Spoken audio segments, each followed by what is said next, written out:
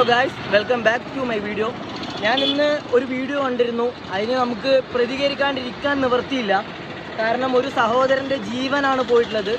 കോഴിക്കോട് സ്വദേശി ദീപക് എന്ന് പറഞ്ഞിട്ടുള്ള ഒരു ഏട്ടൻ്റെ ജീവനാണ് പോയിട്ടുള്ളത്. കാരണം ഈ ഒരു സോഷ്യൽ മീഡിയ കൊണ്ട് മാത്രം നമ്മുടെ ഇപ്പോഴത്തെ കാലഘട്ടത്തിൽ വെറും റീച്ച് മാത്രം വേണം എന്നുള്ളൊരു കോൺസെപ്റ്റ് കൊണ്ട് എന്ത് തെണ്ടിത്തരവും എന്ത് തോന്നിയാസവും നമ്മുടെ ഈ നാട്ടിൽ കാണിച്ചു കഴിഞ്ഞാൽ മറ്റുള്ളവർ കാണാനുണ്ടെന്നുള്ളൊരു വിശ്വാസം കൊണ്ട് റീച്ചിന് വേണ്ടി മാത്രമായിട്ടാണ് വീഡിയോകൾ ചെയ്യുന്നത്.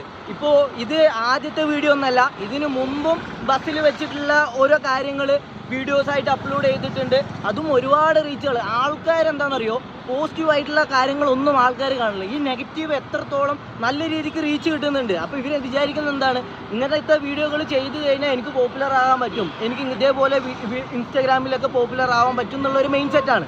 പക്ഷെ അത് തെറ്റാണ്. ഇപ്പോൾ എന്തായി, അങ്ങനത്തെ ഒരു കാരണം കൊണ്ട് ഒരാളുടെ ജീവനാണ് നഷ്ടപ്പെട്ടത്. ഇനിയെങ്കിലും നമ്മുടെ സമൂഹം ചിന്തിക്കേണ്ട കാര്യം, ഇതേപോലത്തെ വീഡിയോ ഇറങ്ങുമ്പോൾ എത്രമാത്രം അത് സത്യസന്ധമായിട്ടുള്ള വീഡിയോ ആണെന്ന് ആദ്യം നമ്മൾ അറിയാൻ നോക്കണം. എന്നിട്ടാണ് ആ വീഡിയോ ഷെയർ ചെയ്യലും റീച്ച് ചെയ്യലും സ്റ്റോറി ഇടലൊക്കെ ചെയ്യേണ്ടത്. ഇപ്പോൾ ഒരു ജീവനാണ് പോയത്. കാരണം ആ ഒരു ഭാഗത്ത് അയാളുടെ ഫാമിലിയിൽ ഇപ്പോൾ ആരുമില്ല, ആ അമ്മനെയും അച്ഛനെയും നോക്കാൻ ഇപ്പോൾ ആരുമില്ല. അയാളൊരു സെയിൽസ്മാൻ ആയിരുന്നു, പാവം.